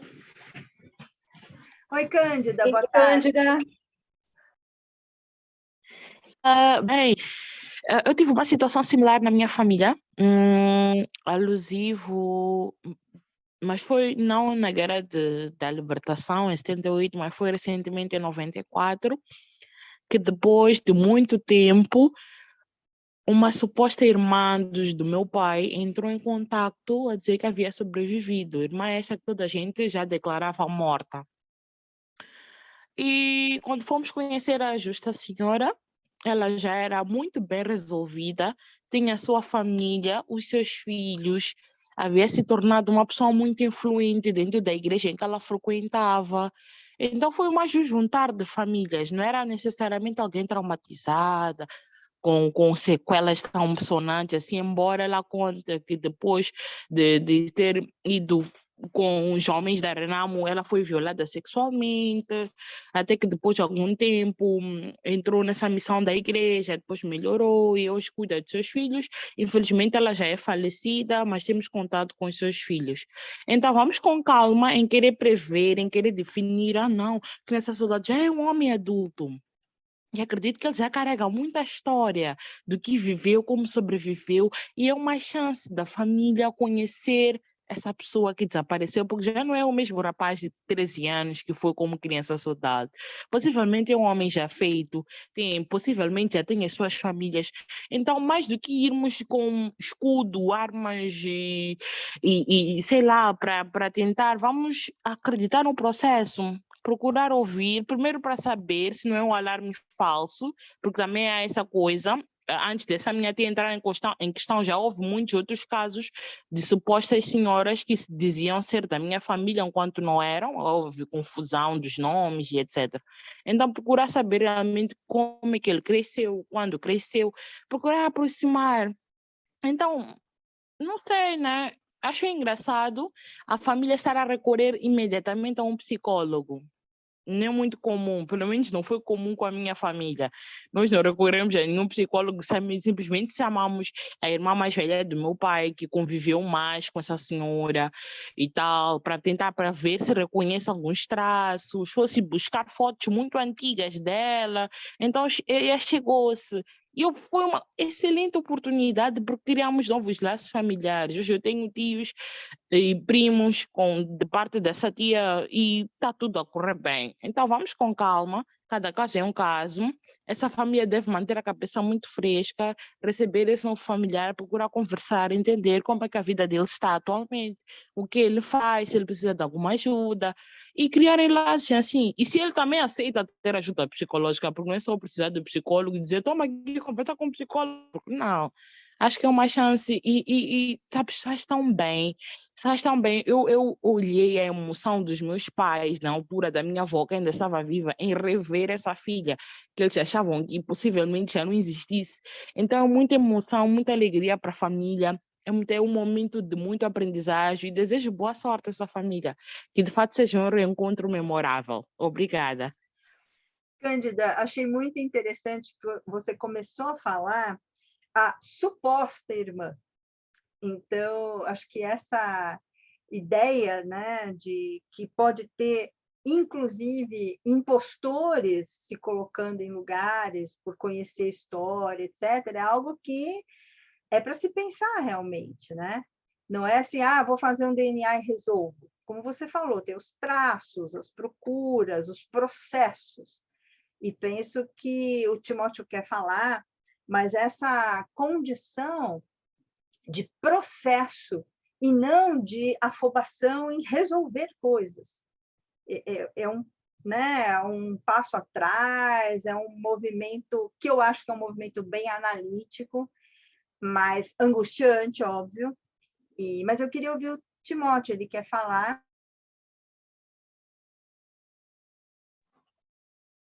Boa tarde para Moçambique, bom dia para o Brasil.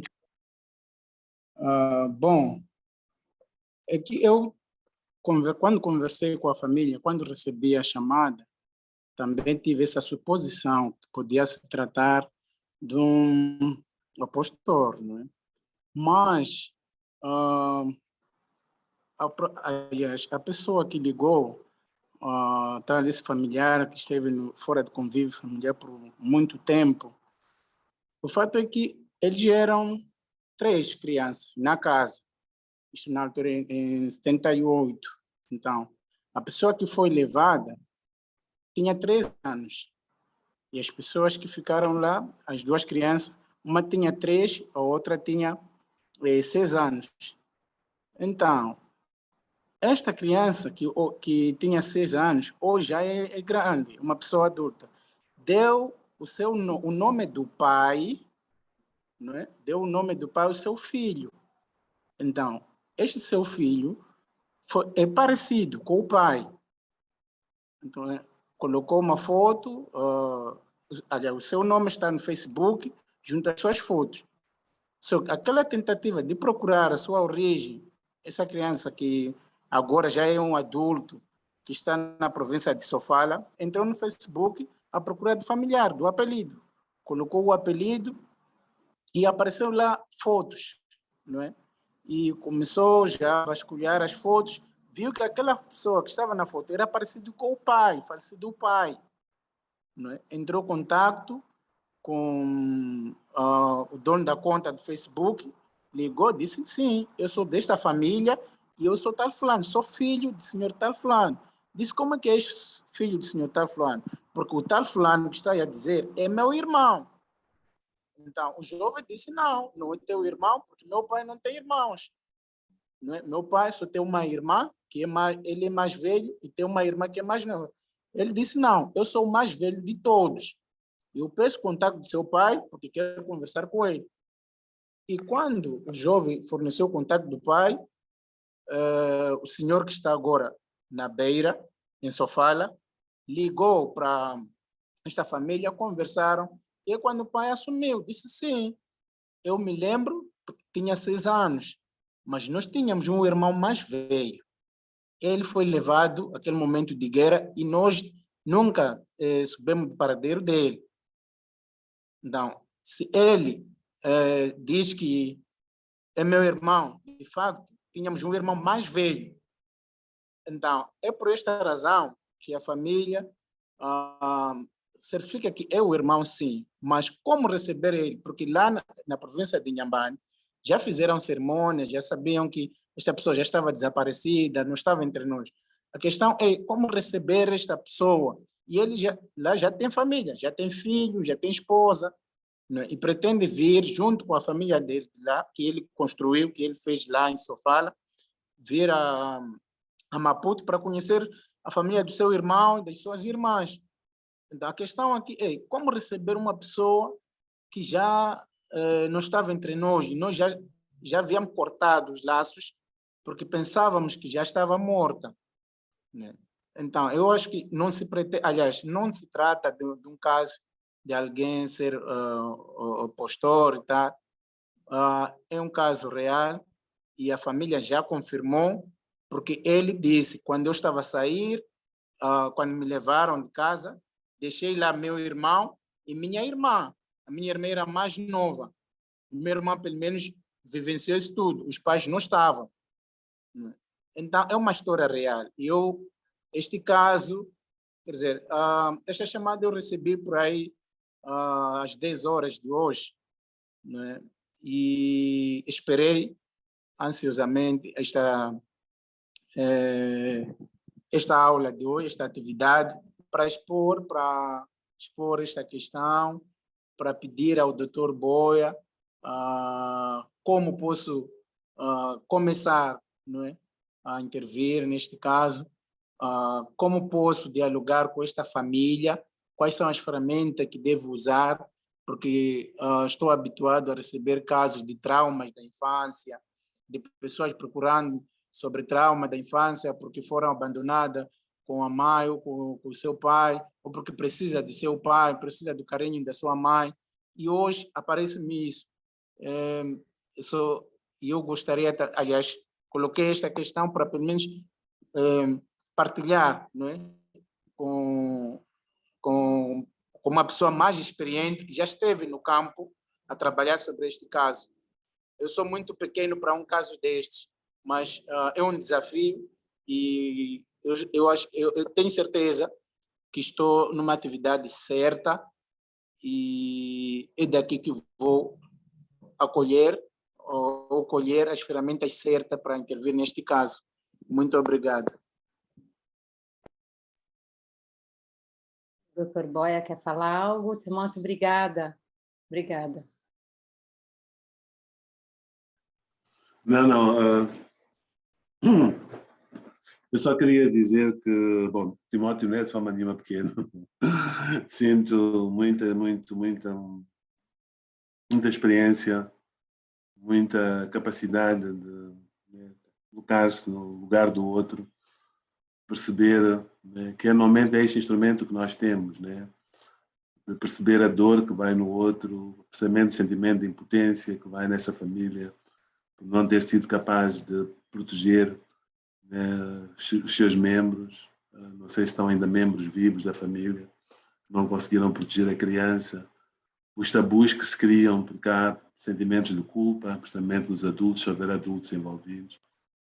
O que é que nós fazemos quando... Acho que foi no Chile, né? Que durante as ditaduras que havia o trabalho com os desaparecidos, né? E continua este trauma de um membro da família é levado, não sabemos se está vivo ou se está morto, e cria-se uma armadilha psicológica.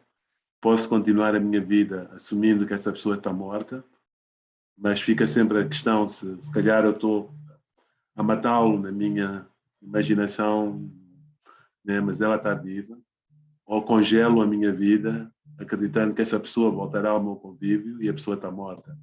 Qualquer decisão que as pessoas tomem nesse tipo de situação é errada e tem consequências bastante. Mas acredito que, como dizia na nossa experiência na Eusina Machel, que os nossos clientes muitas vezes vêm ter connosco e apresentam um problema, mas eles já fizeram, há um trajeto que foi feito antes, há tentativas de cura, há explicações que eles encontram para os fenómenos. E é importante ser esse o seu ponto de partida, escutar, né, o que aconteceu, como é que eles elaboraram essa perda, como é que elaboram este retorno. Penso que o seu papel vai ser fundamentalmente esse, né, de escutar. Não vejo muito que lhe possa dizer, mas temos aqui muitos colegas muito experientes, portanto, ponho-me à sua disposição. Penso que a doutora Helena pode me dar o meu contacto, o e-mail, o meu telefone, por favor, não hesite em ligar para mim. Terei muito prazer e disposição para apoiar um bocado, se for o caso, né?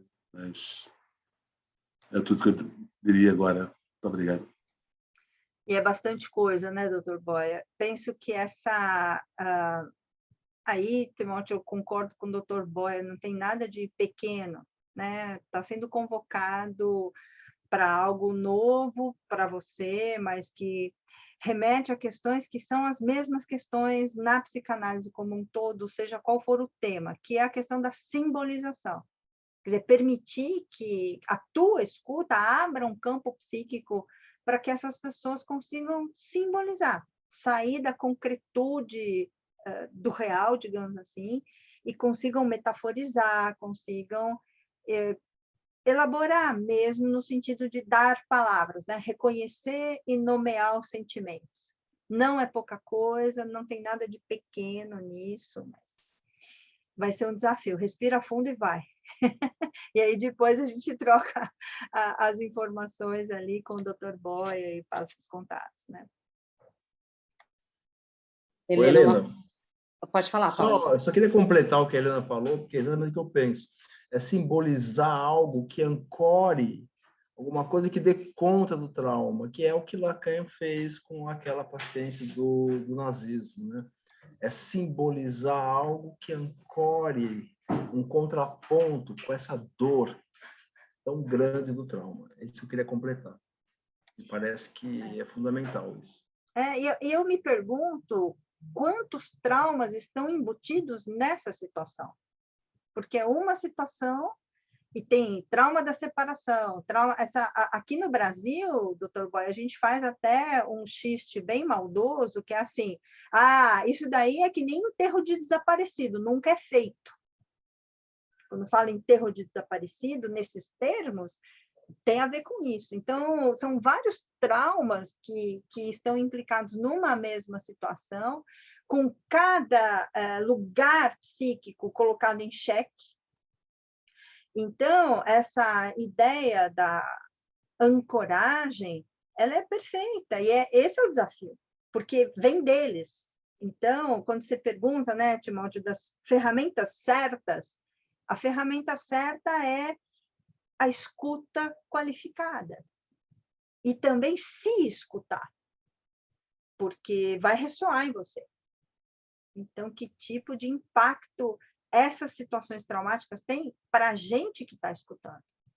Rê, você abriu o microfone? Eu abri, sim, eu posso dar o meu pitaco, Helena? Menina, Porque se apresente e fale, por favor. A Regina é eu uma sou nova no querida. grupo, é um prazer estar aqui com vocês, né? E quando o Timóteo falou sobre o receio dele, né, em falar, em atender, eu lembrei de quando eu comecei a atender também há algum tempo atrás, Timóteo. Eu acho que toda vez que a gente recebe um caso novo, é a mesma angústia, é a mesma preocupação, né? A gente vai dar conta ou não. E quando se trata desses assuntos tão delicados, acho que o que a Helena colocou é muito importante, não só o conteúdo que as pessoas trazem, mas também se a gente também vai dar conta de escutar tudo isso, né? Se a gente também vai conseguir suportar a nossa angústia de poder escutar o que vai ser dito também pela pessoa. A pouca experiência que eu tenho com casos assim mais difíceis, mais traumáticos, o fato me faz lembrar muito do Freud, né? Deixar a pessoa falar. Acho que num primeiro momento, o que a pessoa precisa é poder falar livremente sobre tudo o que passou, para depois, num próximo momento, que a gente vai começar realmente a ter uma escuta mais interventiva, né? Porque escutar também é um trabalho, e é um trabalho importante, né? Então, é isso. Muito legal, Rê. E lembrei dos 3 tempos do Lacan, né? O instante de ver, um tempo de compreender e lá para frente o momento de concluir. Então, nessas situações em que a gente é convocado para algo novo, a nossa possibilidade de fazer perguntas também fica em xeque. E, às vezes, o silêncio... Eu falo que a gente, com tempo de análise, a gente vira sommelier de silêncios. Assim. A gente vai diferenciando, identificando os diferentes silêncios, os tempos, e principalmente nessa condição que a gente está agora, de que é um pouco pós-pandemia, mas não completamente, esses impactos da pandemia na gente, eu tenho comparado com os próprios impactos da guerra. Então, como é que você se adaptou a uma situação tão complicada e como é que você agora retorna à presença dos outros? Então, essa situação desse jovem, então ele saiu e ficou um hiato aí de décadas e agora ele volta. Como é que é isso? Então, é só pensar um pouco, eu tenho pelo menos escutado bastante na clínica, as angústias assim, de relação com o tempo, relação com o espaço, a angústia de ser interrompido, porque habituou em casa a ficar na bolha, ficar encapsulado. Então, eu acho que esse exercício, e por isso, Timóteo, além do contato do Dr. Boia, a Cláudia, que é a nossa coordenadora de clínica, também pode pensar, caso você deseje, de uma supervisão. Então, óbvio que o Dr. Boia é eminência parda e está ali disponível. Agora, algo mais sistematizado e tal, conte conosco. E isso vale para todos, né? Todo moçambicano que está inscrito aqui tem o direito e tem espaço para fazer análise, para fazer supervisão. Isso é aberto e o combinado que a gente tem é que se pague um valor social para a Associação de Psicologia de Moçambique, em torno de 300 meticais por mês para atendimentos semanais, enfim. Acho que essa condição de movimento do pensamento, ela seja essencial. E, às vezes, o problema é velho, mas a gente tem a possibilidade de formular novas perguntas, né? Nossa, Helena, muito bem lembrado, né? Muito bem colocado. Eu estava pensando aqui, né? O quanto o acompanhamento, porque a gente brinca aqui, pessoal, da coisa do furor curandes. O que é isso? Um desejo eminente de ajudar e querer achar métodos, ferramentas que resolvam rapidamente. E nesse lugar de contratransferência, né, que a gente vai falar na psicanálise, a gente acaba atropelando. Quantas vezes a gente conversa disso, né, Helena? A gente acaba atropelando essa escuta que é o tempo do analisando, que é o tempo do paciente, né? Então, é uma construção. Então, eu estou à disposição mesmo, Timóteo, entre em contato, se tiver vontade, e a gente pode ir construindo essa escuta, né? E conversando um pouco sobre o caso, tá bem?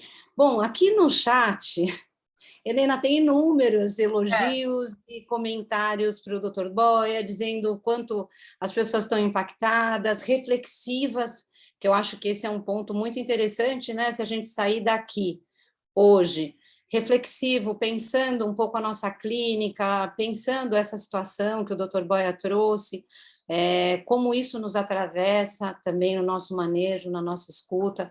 Eu acho que a gente já teve um ganho gigante diante dessa exposição, não menor, né, do Dr. Boia.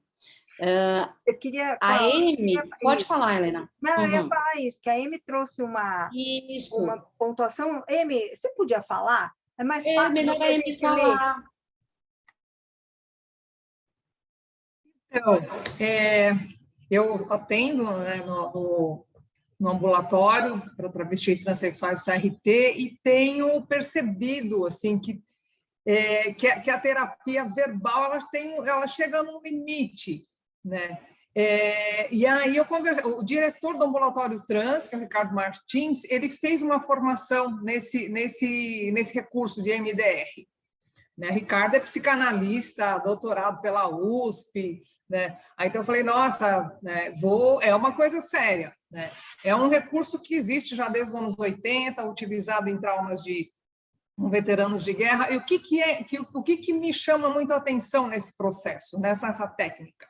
Eles partem do princípio que a memória, né, que as memórias, elas estão em lugares diferentes do seu cérebro. Então, tem memórias que vão ficar num campo sensorial, outras que vão ficar num campo cognitivo, e elas estão distribuídas em áreas diferentes do seu cérebro. Isso a Helena, que é bióloga, também pode ajudar aí. Então, assim, às vezes você consegue resolver algumas questões num campo verbal cognitivo, mas aquilo está num lugar mais profundo do corpo, da sensação, num outro lugar da memória. A partir dessas técnicas de movimento ocular bilateral, você consegue fazer com que essas áreas do cérebro se conversem, que os hemisférios se conversem. E isso pode fazer com que a memória traumática ela fique e se torne uma coisa muito longe, né? Aquilo que mobilizava as pessoas e que, né, causava um impacto muito grande, aquilo vai ficar uma lembrança, uma coisa muito do passado e sem essa carga emocional, né? Então, eu ainda não fiz essa formação, mas eu estou muito interessada, porque eu acho que pode contribuir. Lógico, não é algo que resolve tudo para todo mundo, porque isso não existe, né? Então, assim, pode ser que algumas pessoas não sejam candidatos a esse tipo de técnica, mas eu acho que é um recurso a mais, né, que a gente pode contar na clínica. Então, como é que chama a sigla? Como é que é? EMDR. Eu coloquei no chat a tradução, é uma sigla em inglês, mas é uma técnica de reprocessamento e ressignificação, né, das experiências a partir de movimentos oculares. Então, tem uma bolinha e você vai acompanhando, né, com os olhos o movimento. Tem várias técnicas para que os hemisférios se conversem. Né? É recomendado pela OMS, né, reconhecido, recomendado pela OMS em situação de estresse pós-traumático, e tem muitos estudos, né? Então, você dá um PubMed, eu acho que aparece muita coisa. Muito legal, Amy. Obrigada. Bom, nós estamos chegando no final. Vão ficar aqui, vai ficar registrado esses comentários aqui no chat, e eu queria agradecer a todo mundo. A Cláudia, você quer falar alguma coisa, Cláudia? Não, pode. Eu gostaria só se o Dr. Boia quisesse fechar de alguma maneira e trazer... Não, sim. Não, eu vou fazer. Vou passar para ele a palavra, exatamente. Ele pode ter caído. Ele pode ter caído. Pode ser. Vamos ver. Ele voltou. Era só um botão. Era só um botão ligar vídeo. Nós estamos aqui terminando, Dr. Boia, e eu gostaria que você falasse aí as palavras finais desse evento maravilhoso.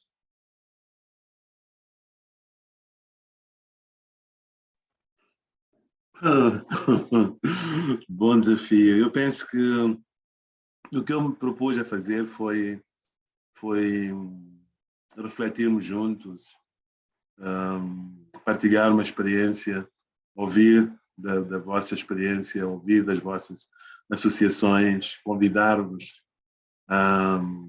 Continuamos neste movimento de troca, né, que começou sobre este tema e continuará sobre outros temas, mas também, se houver algum interesse em refletirmos mais sobre este tema, para nós, neste momento, em Moçambique, seria bastante importante. É a nossa humanidade, quando temos concidadãos a sofrer, de oferecermos a nossa escuta, o nosso ombro humano. Então, o desafio aqui vai, eu penso que para mim é um começo, e, como dizia o Lacan, isto é o começo, né? O peixe virá lá muito mais à frente. Então, as minhas palavras são apenas de agradecimento. Muito, muito obrigado pela escuta, pela atenção que me deram, pelas vossas contribuições. Saio daqui mais enriquecido do que quando comecei a sessão. Muito obrigado. Muito obrigada, doutor Boia. Eu acho que vale pensar uma força-tarefa de quem estiver interessado em se debruçar teoricamente sobre esse assunto, a gente montar um grupo de WhatsApp e a gente propor um novo encontro e começar a ter uma periodicidade nisso, né? Abrir esse caminho, doutor Boia, que para nós é inédito. Tem algumas comparações, até ficou uma pergunta do Querino aí no ar, que a gente vai pensar, se teria paralelo no Brasil, qual seria? E se tratando da psicanálise, que tipo de remanejamento teórico, que ampliação teórica, que aprofundamento teórico a gente precisa fazer para dar conta? A começar do nome, né? Quando você traz crianças deslocadas, crianças em movimento, são crianças assim, traumatizadas num grau super forte. E forte nesse sentido do impacto e que marcas ficaram. Porque quando tem um ferimento e tem a cicatriz é a prova que a vida venceu. Eu sou fã das cicatrizes, porque elas mostram, ó, a vida venceu. Só que essas cicatrizes ou feridas que não fecharam dessas pessoas implicadas nisso, para mim são enigmas ainda. Então, que tipo de marca, que tipo de apoio a gente pode dar, que tipo de espaço psíquico a gente pode constituir. Então, obrigada, Cláudia, Paulo, a todos que heroicamente estão aqui até meio-dia. E a gente se encontra em breve na aula regular, né, no 4º sábado deste mês, e na próxima atividade, que vai ser 14 de maio, com Cláudio Tebas, falando sobre escuta. Tá bem? Muito obrigada, gente. Doutor Boia, Canimambo. Canimambo, obrigada, foi muito bom. Obrigada. Até a próxima, pessoal.